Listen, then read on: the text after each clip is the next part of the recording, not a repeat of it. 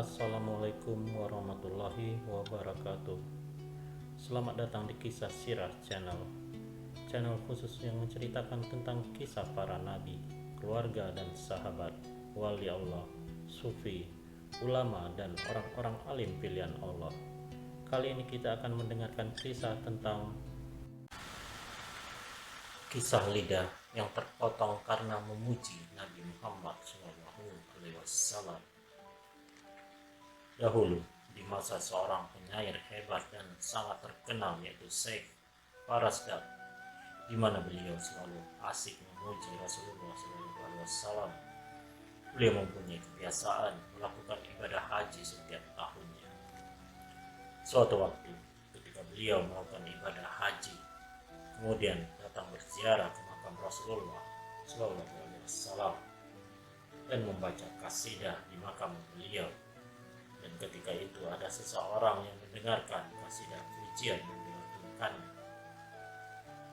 Setelah selesai membaca kasidah, orang itu menemui Syekh Farasdak dan mengajak beliau untuk makan siang ke rumahnya. Beliau pun menerima ajakan orang tersebut, dan setelah berjalan jauh hingga keluar dari Madinah Al-Munawwarah, sampailah keduanya di rumah yang dituju.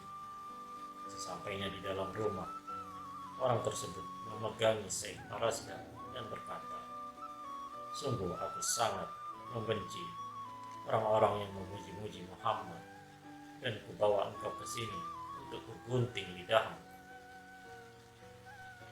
Maka orang itu menarik lidah beliau lalu mengguntingnya dan berkata, "Ambillah potongan lidahmu ini dan pergilah untuk kembali memuji Muhammad."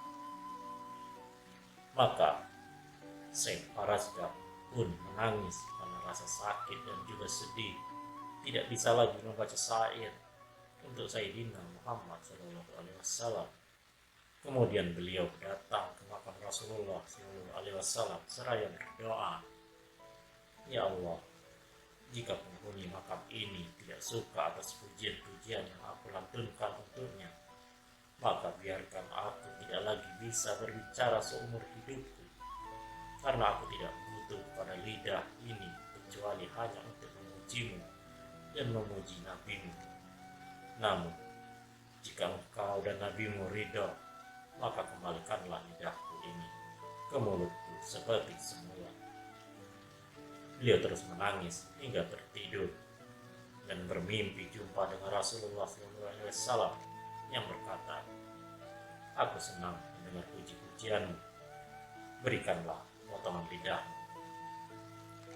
Lalu Rasulullah SAW mengambil potongan lidah itu dan mengembalikannya pada posisinya semula.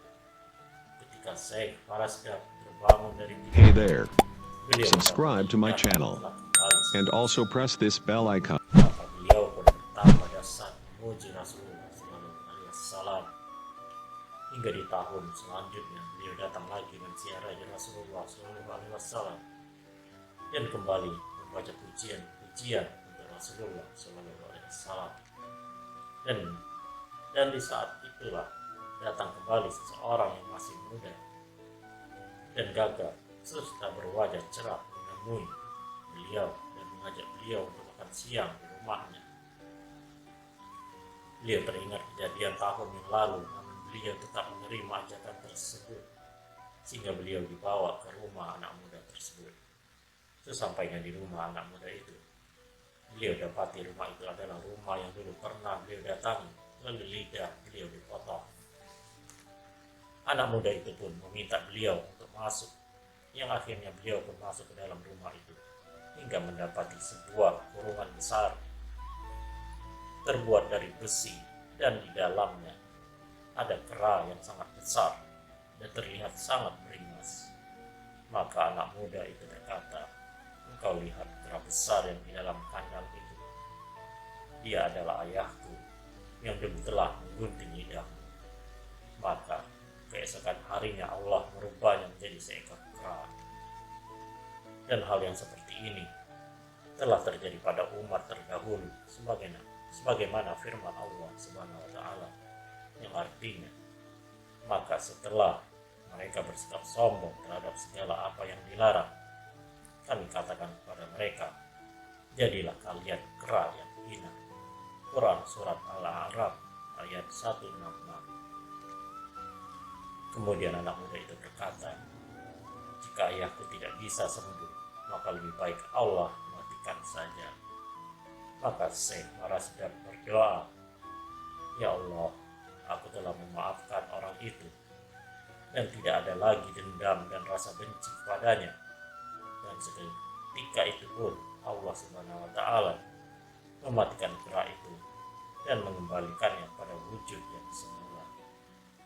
Dari kejadian ini jelaslah bahwa sungguh Allah Subhanahu wa Ta'ala mencintai orang-orang yang suka memuji Nabi Muhammad Shallallahu Alaihi Wasallam, karena pujian pada Nabi Muhammad Shallallahu Alaihi Wasallam disebabkan oleh cinta dan banyak memuji pada Nabi Muhammad Shallallahu Alaihi Wasallam berarti pula banyak mencintai beliau.